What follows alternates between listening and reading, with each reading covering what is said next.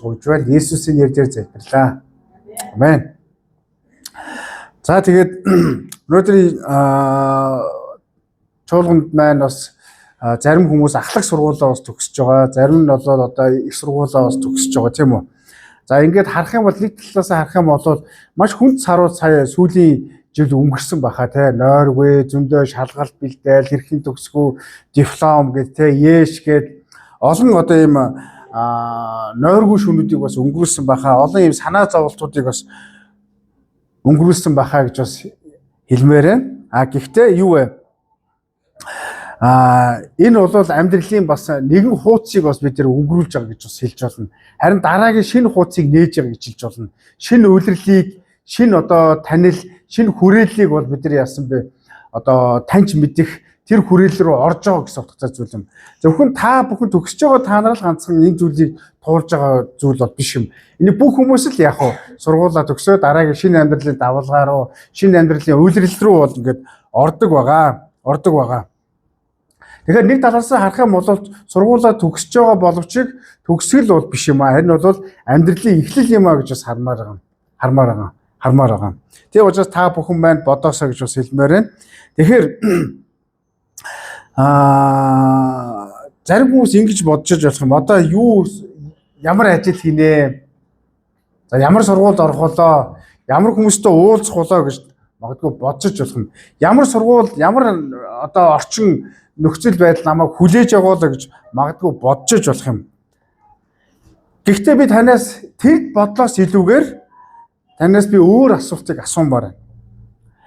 Бурхан таны төлөө бэлдсэн замд та алхахад бэлэн байна уу? Бурхан чиний төлөө бэлдсэн замд алхахад бэлэн байна уу? Энэ бол хамгийн том асуулт гэж хэлж болно. Энэ бол нэлээд нухацтай, пауз аваад бодох ёстой асуулт гэж хэлж болно. Би ямар мэрэгчлэлтэй болох вэ? Би ямар ажилтай болох вэ? Би ямар сургуульд орох вэ гэж бодохоос илүүгээр Бурхан чамд бэлдсэн тэр төлөвлөгөөний дагуу алхахад чи бэлэн байна уу гэдэг асуултанд та хариулт өгөөсэй гэж хэлмээр байна. Энэ асуултын талаар та бас эргцүүлж бодоосоо гэж бас хэлмээр байна. Бурхан намайг хаашаа илгээх болоо? Бурхан намайг ямар хүмүүстэй уулзуулах болоо? Бурхан намайг ямар найз нөхдөд болох болоо? Бурхан намайг ямар ажлын талбарт илгээх болоо гэдэг энэ бодлоор та бүхэн өөрийнхөө оюун санааг эргцүүлж хараасаа гэж бас хэлмээр байна. Бид нар чуулгандаа цуглагдаг, нэм гарагт бол 7 хоногийн дундуур цуглагдаг тийм үү? Энэ бол Бурханы бидний зорилго бол Бурхан бидэнд өгсөн зорилго бол биш. Бурхан бидэнд өгсөн зорилго бол Бурханаас ирж байгаа бидэнд өгсөн зорилго бол энэ дэлхий рүү илгээх явдал юм. Ажил, сургууль, гэр бүл, нийгмийн янз бүрийн талбар руу илгээсэн зорилго нь бол өнөөдрийн чуулганд бид дуудснаар дамжуулаад бэлтгэдэг газар бол чуулган юм а гэж бас хэлж болно. Бид нар эргэн тойрноо сайн харах юм бол бид нар чуулган дээр ирээд Бурханы таньж мэддэг, чуулган дээр ирээд бэлтгэгддэг, чуулган дээр ирээд өсөж төлөвшөх процессууд бол явагддаг. Гэхдээ чуулган дээр ганцхан өсөх биш. Яг ажил амьдралын талбар дээр бол жинхэнэ өсөлт төлөвшөлтийг яг дүн тавих газар юм а гэж хэлж болно. Сурцсан мэдснийг хэрэгжүүлэх газар бол нийгмийн талбар юм а гэж хэлж болно.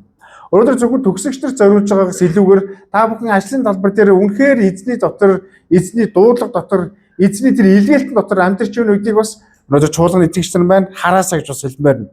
Есүс ч гэсэн шавнараа зөвхөн суулгаад тийм үү зогсоогүй, заагаад зогсоогүй тэднийг яасан бэ? Тэр даруй бас илгээж ирсэн. Тэр даруй явуулж ирсэн. Тэр сурсан мэдсэн зүйлийг хэрхэн хэрэгжүүлж ирснийг харж ирсэн гэж бас хэлж болно. Тэгэхээр ах トゥ нар минь ээ. Өнөөдөр Бурхан биднийг илгээж байна. Хаашаа илгээж байна? Хин нэг ямар нэгэн компани руу илгээж байна. Эмнэлэг рүү илгээж байна. Сургууль руу илгээж байна. Ямар нэгэн улс төрийн талбар руу илгээж байна. Бизнесийн талбар руу илгээж байна. Сургууль, янз бүрийн сургуулиуд руу биднийг илгээж байгаа гэсэн утгатай зүйл юм. Соёл урлагийн талбар руу ч гэсэн бас илгээж байна. Сошиал ертөнцийн талбар руу ч гэсэн бас биднийг илгээж байна. Та бүхэн өөрсдийгөө хараарай. Өөрөөр хэлбэл энэ нийгмийн хамгийн зүрх усны талбар руу Бурхан биднийг илгээж байгаа юм а гэж ярьж байгаа. Энэ нийгмийг өөрчлөхийн тулд Бурхан биднийг илгээдэг юм а гэж хараасаа гэж бас хэлмээр.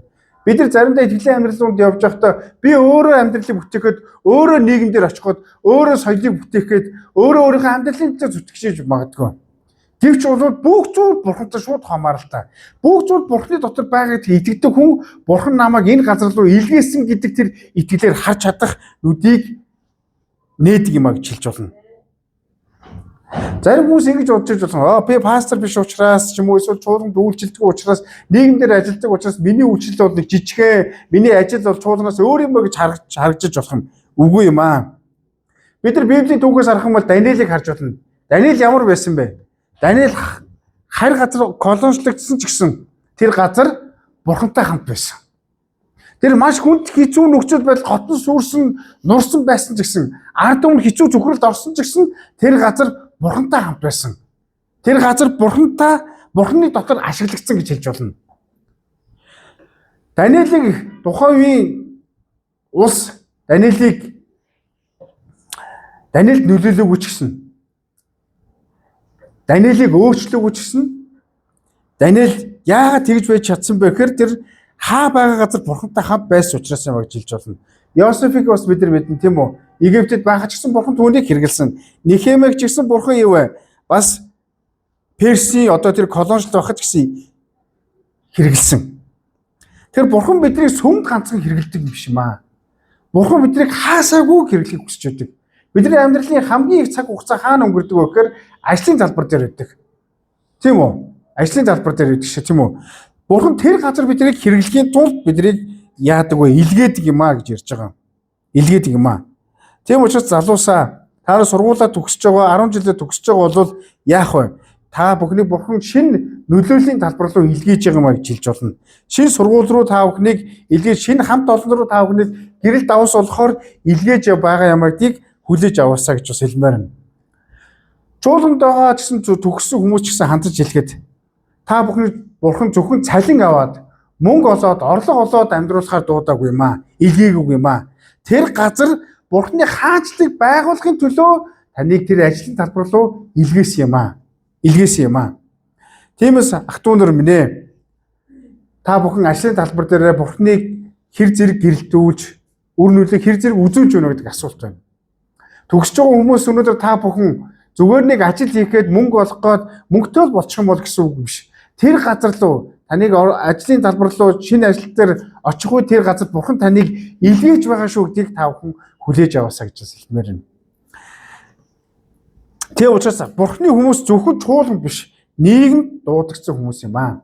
Хажуунаас хэлцгээе. Та бол нийгэм дуудагдсан хүн шүү гэж хэлээрэй.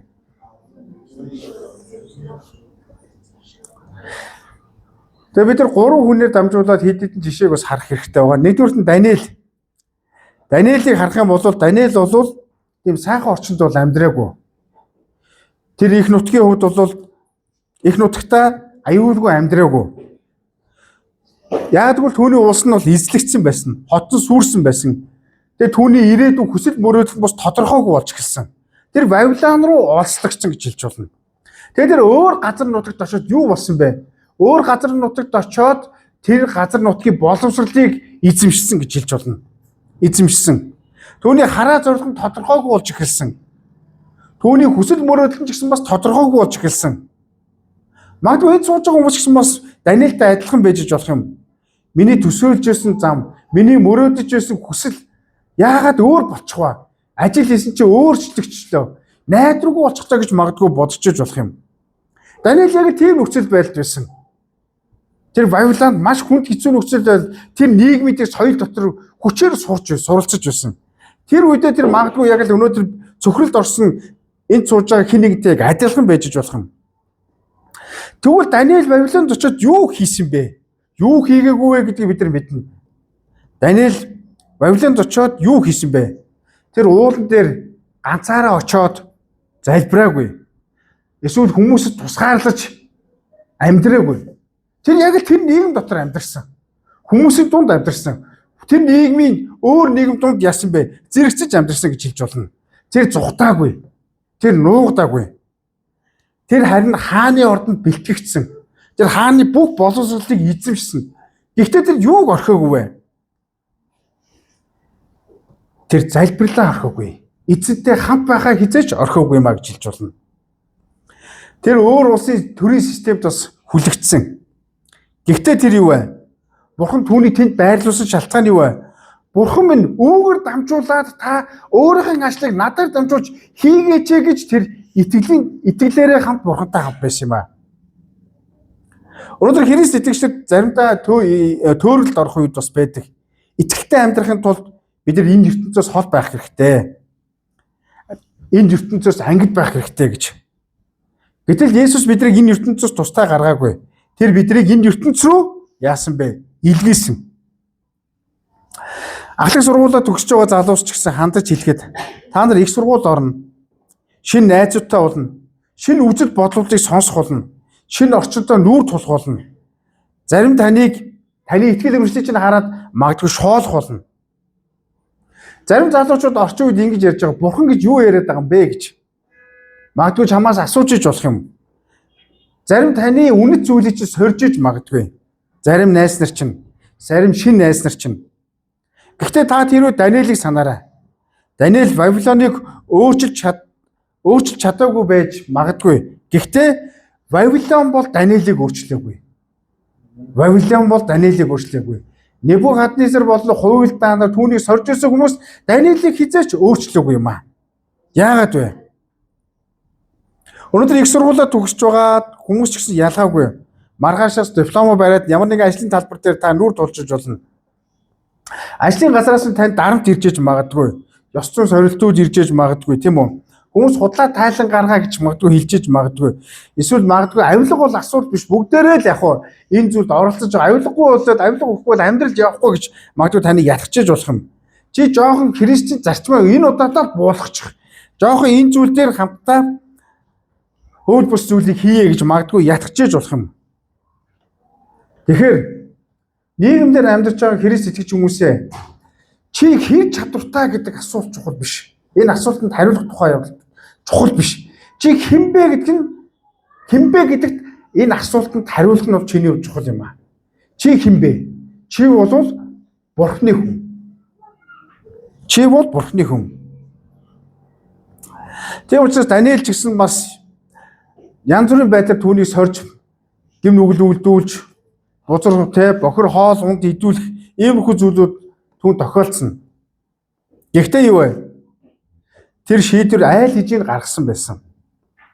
Тэр тулалдааны талбарт орох үедээ айл хэжийн зүрхэндээ шийдвэр гаргасан байдаг. Тийм учраас төгсөгч нартай хандаж хэлэхэд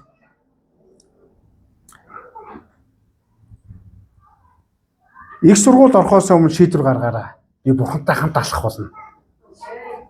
Их сургуулаа төгссөн хүмүүст хандаж хэлэхэд та бүхэн ажлын талбарт орохоос өмнө Бурхантай хамт байх болно гэж шийдвэр гаргаарай. Та ажилд орохоос өмнө юу ч тохиолдсон би Бурхантай хамт байх болно. Бурхан надтай хамт байх бол байна гэдэг тэр амлалтыг өөртөө өгөөсэй гэж бас хэлмээр байна. Би хааж болсон Бурханы хүн хэвээр байх болно. Тийм учраас өнөөдөр энэ нийгмийг өөрчлөхийн тулд зөвхөн пасторуудыг дуудаагүй юм. Зөвхөн илгээлтийн эсүүдийг дуудаагүй юм. Энэ нийгмийг өөрчлөхийн тулд инженерүүдийг дууддаг. Энэ нийгмийг өөрчлөхийн тулд эмчнэрийг дууддаг. Энэ нийгмийг өөрчлөхийн тулд багш нарыг дууддаг. Хуульчдыг дууддаг. Уран бүтээлчдийг дууддаг. Бизнес эрхлэгчдийг дууддаг. Төрийн албан хаагчдыг дууддаг. Өнөөдөр та бүхэн ажлын талбар дээр Бурханд дуудагдсан хүмүүс юм аа. Өнөөдөр энэ Монголыг өөрчлөхийн тулд бид нар өчнөө удаа залбирдаг. Энэ нийгмийг өөрчлөхийн тулд маш их халгалдаг. Өнгөрсөн өдрүүдэд маш олон хүнд хэцүү мэдээнүүд гарч байна. Гэтэл бид нар энэ хэмжээгээр баярлаа. Энэ хэмжээгээр энэ нийгэмд юу хэрэгтэй байгаа вэ? Би хэрэгтэй байгааг Бурхан харуулж байна. Түр нийгэмдэр Христ итгэгчнэр хэрэгтэй байна. Эмнэлгийн эрүүл мэндийн салбарт та хэрэгтэй байна. Бизнесийн салбарт энэ зурж байгаа та хэрэгтэй байна. Чудраг бусын эсрэг та хэрэгтэй байна. Өөрөөр хэлбэл нийгэмд гэрэл хэрэгтэй байна гэдэг нь болохоор Христ итгэгчнэр хэрэгтэй байгааг тодорхойлж байгаа гэсэн үг юм. Тийм учраас бурхан зүгээр цуглаандаа ариун байх тухай явдал биш. Цуглаандаа цэвэр цэмцгэр харагдах дүр төрхтэй байх тухай биш. Биднийг нийгэмдэр яг чуулган дээр байдаг шиг харагдахыг бурхан хүсэж байгаа юм а гэж ярьж байгаа. Үүний тулд бурхан биднийг дуудсан юм а. Тийм учраас агдуунаар минь ээ, ажлын байр руугаа бурхантай хамт алхаараа. Их сургууль руугаа бурхантай хамт алхаараа. Энэ нийгэм рүү бурхантай хамт алхаараа гэж бас хэлмээр байна. Хааж явсан итгэлээ үн цэнтэйгээр авч яваараа гэдгийг ятгамаар байна. Хааж явсан Есүсийг авч яваараа. Амен. Тийм учраас сургууль төгснө гэдэг нь бол ямар нэгэн төгсгөл болж байгаа зүйл бол биш. Олон хүмүүс сургуультаас оюутан байх удаа чуулганд яваад тэгээд яг хөө төгсөнгүүтлээ төгсөөд алах болчтой. Итгэлийн амьдралд ч төгсөөд ч юм уу те. Зарим хүмүүс яадаггүй чуулганд яваад гэр бүлтэй болоод тэгээд төгсөөд алах болчтой. Ганц бие төгсөөд алах болчтой. Зарим хүмүүс ажлын талбарт ороод ажилд ороод төгсөөд алах болчтой. Ажилд ортлоо энд сурж байгаа гэсэн юм. Би таагүй хэлмээр бид нар Есүс Христийн эрх хүртэл бидний амьдрал үргэлж эхлэл байх болно. Үргэлжилсээр байх болно. Амен. Тийм учраас агдуунаар бидний итгэл тийм хямдхан итгэл биш юм аа. Хүнтэй суугаад юм уу? Шинэ ажлын талбарт ороод юм уу? Эсвэл мөнгөтэй болоод ч юм уу те? Эсвэл нэг сайн хүнтэй уулзраад ч юм уу? Эсвэл нэг сайн ажилд ороод төгсгөл болох ийм хямдхан итгэл гэж юу? Бидний итгэл бол Христийн эрх хүртэл, Христтэй уулзах хүртэл итгэл маань амьд байх болно. Амен. Тийм учраас Даниэлийг та бүхэн шинэ талбар дээр орохдоо, ажил сургуульд орохдоо Даниэлийг та бүхэн бодороо. Даниэл маш хүнд нөхцөл донд нийгмийн боловсролыг, өндөр түвшинд мэдлэг боловсролыг олсон ч гэсэн Небухаднецарын доор маш өндөр чадварыг олсон ч гэсэн тэр эзэнний хувьд бол хинбэ гэдгийг хизээж мартаагүй юм аа. Тийм учраас ур чадвар чухал биш. Би хинбэ гэдэг асуултанд хариулах чиний үнэт зүйл чинь чухал юм аа.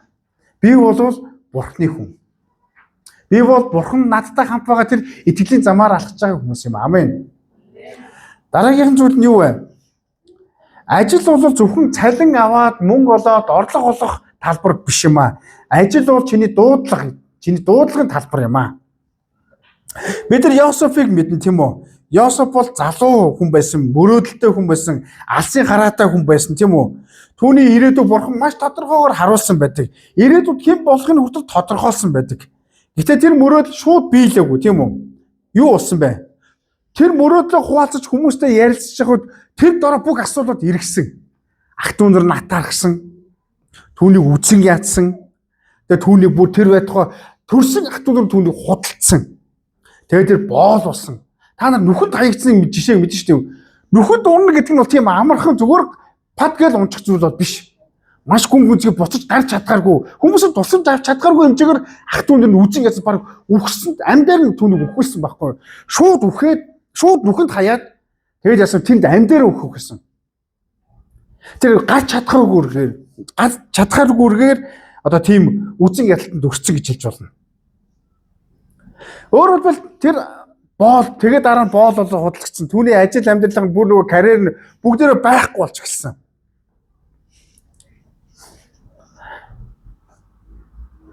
Гэхдээ тэр Бурхан минь ээ, яагаад та надад хүсэл мөрөөдөл өгчөөд яагаад надад ийм хэцүү амьдруулж байгаа юм бэ? Ах дүү нар үхэл нутгаас минь хүртэл та намайг заагаад шал танихгүй газар айлын зарц боол болгоод миний гар цагаан би хизээж тийм хүнд хүчээр ажил мэдгүй шүү дээ гэж гомдлох байсан. Гэхдээ тэр Бурхны өгсөн хүсэл мөрөөдөл заавал биелэх болно гэдэг итгэл байсан учраас хааж усан өөрийгөө хинбэ гэдгийг хизээж мартаагүй юм. Хинбэ гэдгийг хизээж мартаагүй юм. Тэр маш хариуцлагатай байсан. Энэ газар ч гэсэн Бурхан надтай хамт байгаа гэсэн итгэл байсан юм аа. Бид нар ажил амьдралын шууран дээр ажил хийгээд мөнгө олоод ямар нэгэн карьертай болоод ирэх үед бид нар заримдаа Бурханыг мартах үед бас байждаг. Заримдаа бид нар ажил амьдралынхаа дундаа сорилтонд ороод уналтанд ороод бүдрэх үед Бурханыг мартах үед бас байждаг. Тэгээ бид нар заримдаа мэдрэмжтэй хөдлөгддөг, заримдаа бид нар зан чанартай хөдлөгддөг, заримдаа бид нар нөхцөл байдлаар хөдлөгддөг. Тэгээ тэр үеэр бид нар Бурханыг үнэлэх ийм итгэлийн савлуур дотор амьдрах үед бас байждаг. Харин Йосеф бол ямар ч нөхцөл байдалд энд Бурхан байгаа гэдэг итгэдэг байсан. Ямар ч нөхцөл байдалд энд Бурхан надтай хамт байгаа гэсэн итгэл түнтэй хамт байсан юм аа. Тийм учраас загтуунаар минь таны амьдралд ажил дээр чи сонин хачин зүйл, уруу даталтууд, сорилтууд ирэх үед та бүхэн гомдлагч биш. Харин тэр үед Бурхантай хамт байгаарай. Бурхан түүнийг хаана бэлдсэнийг бодоорой. Бид нар Бурхан надад гоё юмыг өгөөд, мөрөөдөл алсын харааг өгөөд маш амархан биелж юм шиг бодож идэг. Гэтэл тэр тун удалгүй шоронд орсон. Тун удалгүй зарцуулсан. Тэгээ түүн дотор маш олон сорилтууд ирсэн. Гэхдээ юу вэ? Сорилт ирэх үед би эзэн Бурханыхаа өмнө яаж ийм бодлого зүйл хийх вэ гэдэг тэр Бурхантай хамт байгаа хүний дуу хоолойгоор тунгаглаж нөхцөл байдлуудыг давж гарч ирсэн юм аа. Тийм учраас загтуунаар минь Бурхан түүнийг бэлтэж байсан юм аа. Бэлтэж байсан юм.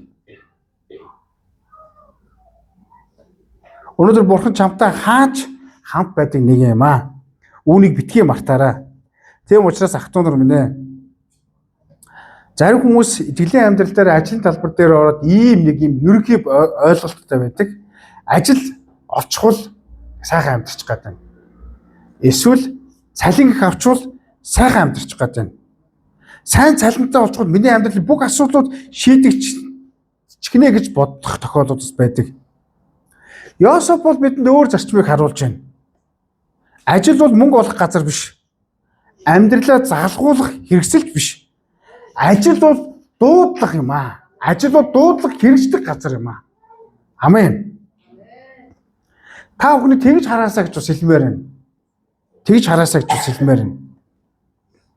Сайн хамт олонтой газар орчихсон. Намайг хүлээж авдаг, миний сул дорой байдлыг хүлээж авдаг газарт орчихсон гэж нөө. Ажил бол Бурхан таны тэр газар дуудсан, тэр газар таныг тасгалжуулах, таныг бэлтгэх газараа гэж бас хэлмээр байна. Амен. Тийм учраас Христ итгэгч хүмүүс ялангуяа энэ нийгэмдэр гэрэл давсуулах ёстой. Өнөөгийн засгийн газрын сая сүүлийн тэр статистик ажил олгогч байгууллагын тийм статистик үнэлэлтээр бол хүмүүс тогтворгүй ажилдаг, ажлын газар тогтвортой ажиллаж чадхаа болж гэлсэн гэж ярьж байгаа.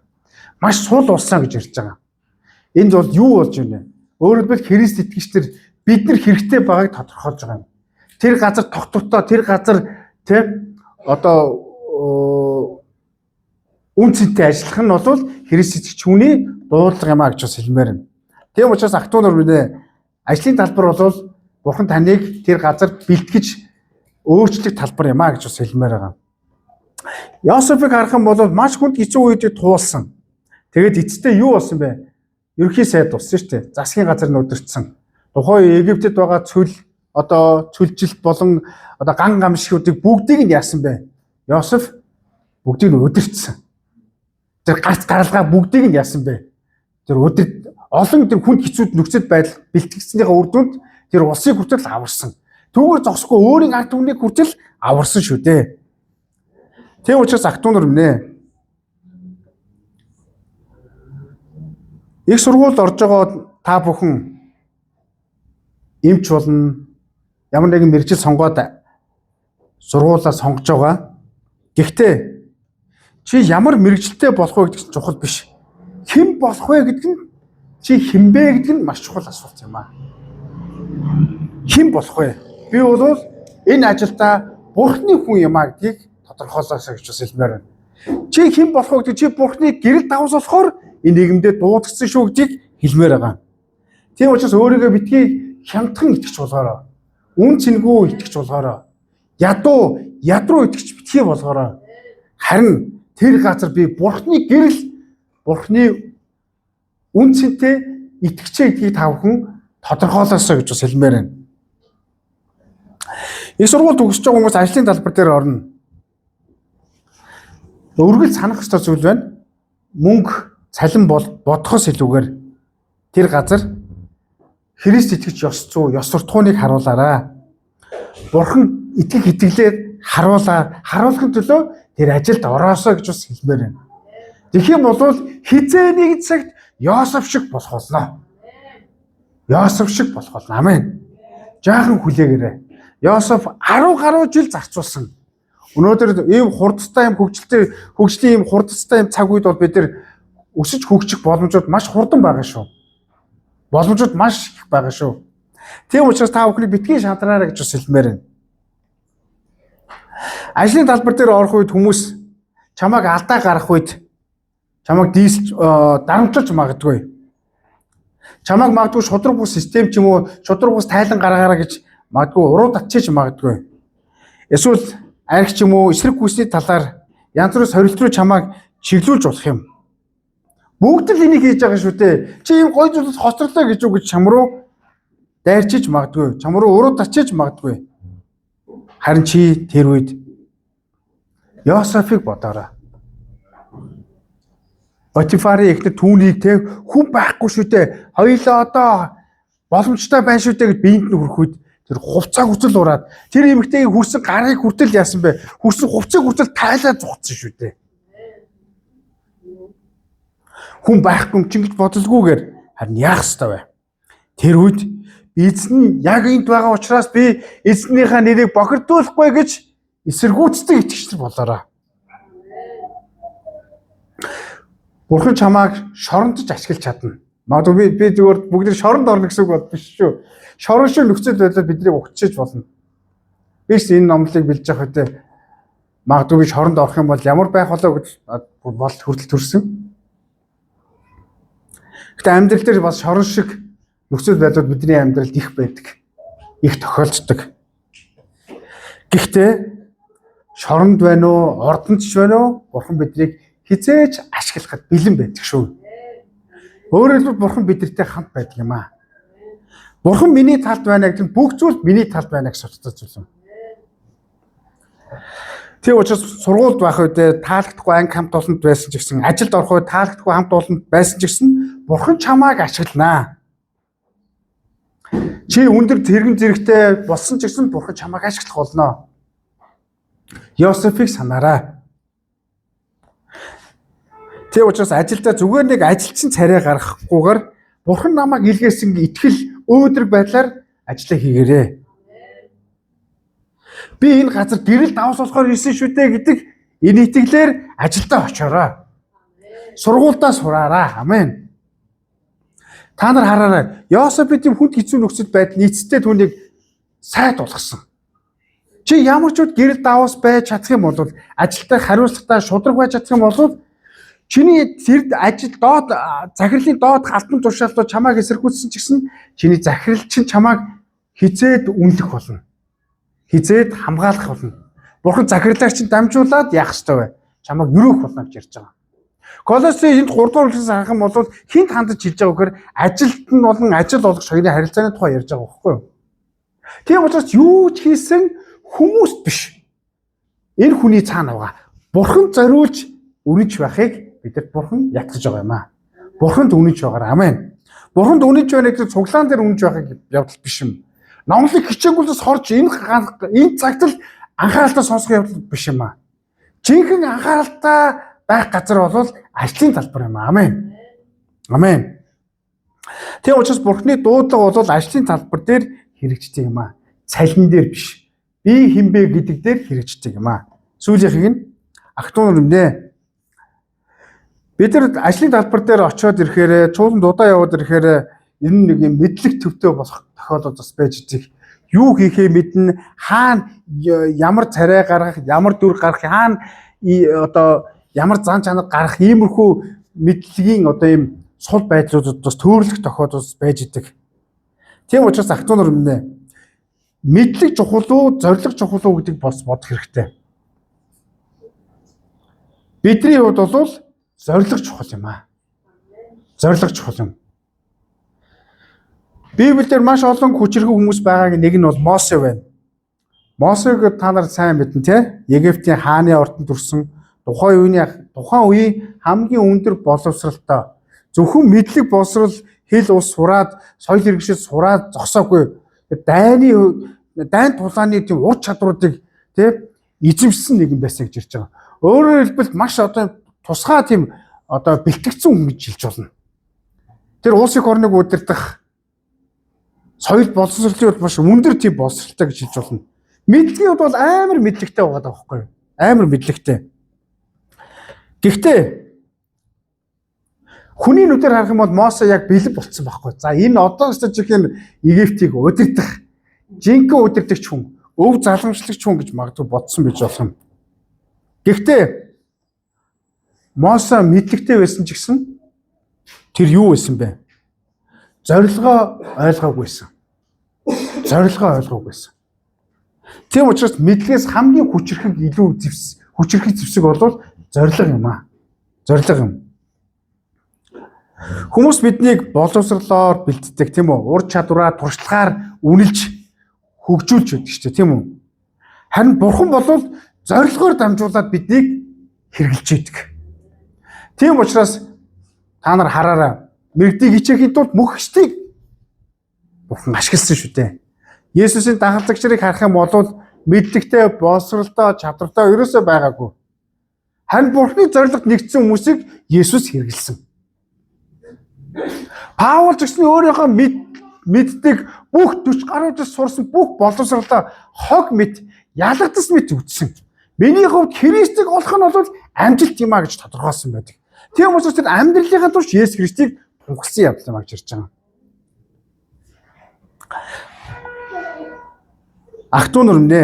Мосе яг мэдлэгтэй хэд эрдснээс болоод юу болсныг бид нар мэднэ. Мэдлэгтэй эрдснээс болоод тэр ордноос цүл рүү очсон. Мэдлэгтэй эрдснээс болоод тэр юу болсон бэ? Амжилтаас бүтлгүүт рүү унсан. Тэгээд тэр цүл дотор чимээгүйхээр бас ганцаараа амьдэрсэн. Олон хүмүүс янз бүрийн байдлаар цүл шиг амьдрал дундаа орохдоо ийм үгүүдийг ярьдаг. Миний амьдрал дуслаа, би алдаа хийгээд, би бүтлгүүтлээ, Бурхан намайг мартлаа, хүмүүс намайг мартлаа, хүмүүс намайг орхилоо гэж бодох үед бас байж идэг. Тэгэхээр цүл бол төгсгөл биш юм аа. Цүл бол тань тохиолж байгаа зовлон бэрхшээлүүдээр дамжуулаад, цул дорой байдлаар дамжуулаад Бурхан таныг заримдаа цүл газар руу дууддаг. Цүл газар юу байдаг вэ? Манайхаа цүл газар цүл байгаа шүү тийм үү? Илсэл байгаа юу ч байхгүй. Тийм учраас Мосегийн бүх анхаарлыг яасан бэ? Бурхан цүл рүү дуудаад Бурхан өөрлөгөө төвлөрүүлэхэд тулд цүл газар дуудсан. Мосег мэдлэгтэй байхад, чадвартай байхад маш олон заснаар, маш олон хүрээлүүд байжсэн. Хааж авчсан хамгаалагчаар байсан. Харин цүл газар хідэн хэлгүй хоньнууд байсан тийм үү? Юу ч байхгүй, салхишуурнаас өөр юу ч байхгүй. Ярих хүн ч үгүй байхгүйсэн. Тэр газар хүн Бурханыг сонсох боломжтой гэдэг юм хэлж байгаа. Тийм учраас ах トゥ нөрмнэ. Бид нар мэдлэг босролтоо найдах биш. Бурхан намайг энэ газар ямар зорилгоор дуудсан бэ? Энэ дэлхий дээр ямар зорилгоор дуудсан бэ гэдгийг та бүхэн санах үед та бүхэн Бурханд хэрэглэгдэж чаднаа. Мосе өмнө бол мэдлэгтэй байхдаа би бүгдийг чаднаа, би алаад өгнө л гэж хэлсэн. Харин цүл газар Бурхан түүнийг дуудах явах цаг нь болох үед болохоор би чамайг Египт рүү явуулнаа гэж хэлсэн. Харин нөгөө бүгдийг мэддэг чаддаг Мосе юу гэж хариулсан бэ? Би чадахгүй. Би бүр ярьж чадахгүй, би тийшээ очиж чадахгүй, намайг одоо хийж хүлээж бишэрч чадахгүй гэж хэлсэн. Өөрөөр хэлбэл Мосе өөрийнхөө нөхцөл байдлыг тодорхойлж байгаа боловч Бурханы өмнө өөрийгөө хинбэ гэдгийг мэдэж авсан юм байхгүй. Тэгээд яг Бурхан тэр үгийг сонсоод одоо яг цаг нь болжээ гэж хэлсэн байгаа. Мосе өмнө мэдлэгтэй найдаж, хүч чадалтай найдаж, ур чадвартай найдаж, туршлагатай найдаж ирсэн. Харин одоо бол Бурханы зорилго дотор тэр өөрийгөө таруулсан байхгүй. Тэгээ Бурхан юу гэж хэлсэн бэ? Одоо өмнө чи ганцаараа өмнө чамд туршлага мэдлэг боловсрол байсан бол одоо чамд бүх зүйл байхгүйсэн. Одоо харин чамд би чамтай хамт байгаболно гэж хэлсэн байна. Тэгээ учраас Бурхан Мосегийн чадварыг хараагүй. Мосегийн дуудлагыг харсан. Тэгэхээр сургуулиуд төгсөж байгаа залуусаа их сургуульд орох гэж байгаа үед чи өөрийгөө жижиг, мэдлэг, боловсралгүй, чадваргүй, одоо туршлагагүй гэж битгий бодороо. Ажилд орж байгаа хүмүүс гэсэн би одоо шинэ ажилд яаж үүнийг хийж чадахгүй битгий айцтай очороо. Бурхантай хамт яваарай. Бурхантай хамт яваарай. Бурхан чамайг бэлтгэх болно. Бурхан чамайг дасгалжуулах болно. Бурхан чамайг хүндрэлтэд өргөх болно. Тэгээ учраас мөрөлбай харьц чуулганы итгэгч нар өнөөдөр бид нар чуулган төвдөө итгэгч нар биш. Бид нар нийгэм төвдөө итгэгч нар болох ёстой. Бид нар нийгмийг өөрчлөх, өөрчлөх тийм хувьсгалч сэтгэлгээтэй байх ёстой. Манлайлагч нар болох ёстой. Бид нар энэ газар нийгэм дотор болж бүтггүй байгаа зүйлүүдийг бид нар дуурч чаддаг хүчрэх дуу хоолойтой болох ёстой. Тэгээ учраас Бурхан төгс хүмүүсийг хайдаг юм аа. Харин Бурхан зүрхийг хараад дуудлагатай хүмүүсийг Бурхан хэрэглэхийг хүсдэг юм аа. Тийм хүмүүсийг хайж байна.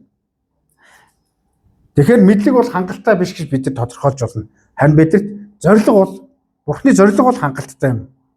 Цүл шиг амьдрал чиний хувьд өнөөдөр тохиолчиж болох юм. Гэхдээ Бурхан чамайг бэлтгэх цаг үе гэж хэлж болно.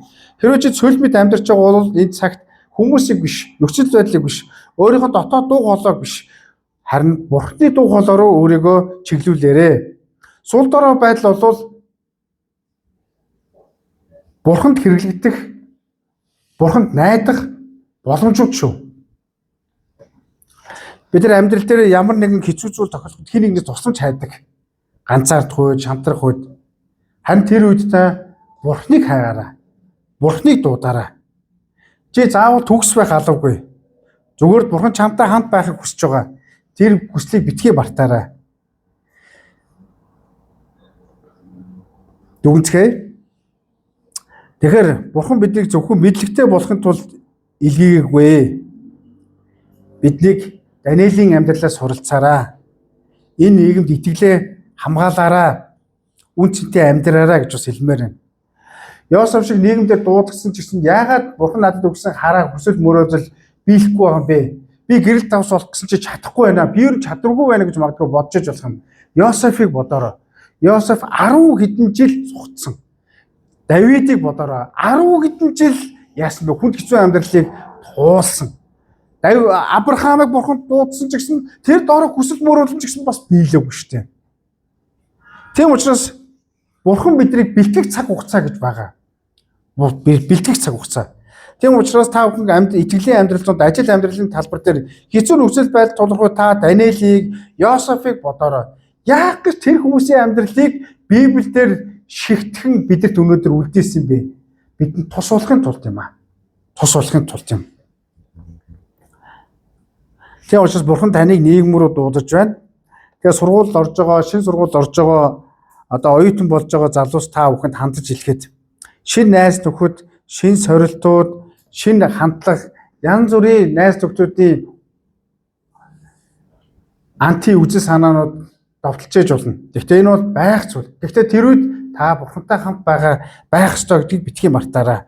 Бурхан руу очих ёстой гэдгийг битгий мартаарай. Ажилд орж байгаа залуус хандаж хэлэхэд та эзэнд итгэмжтэй байгаарай. Эзэнд үнэнч байгаарай. Гэрчлийн талбар бол ажлын талбар юм аа. Чуулганд явж байгаа нийт итгэгчтэй хандаж хэлэхэд та бүхэн зөвхөн ням гарагийн итгэгчид биш. Даваагаас ням гараг хүртэл ажлын талбар дээр гэрэл даваас болохоор дуудагдсан хүмүүс юм аа. Хамтаа залбирцгаая.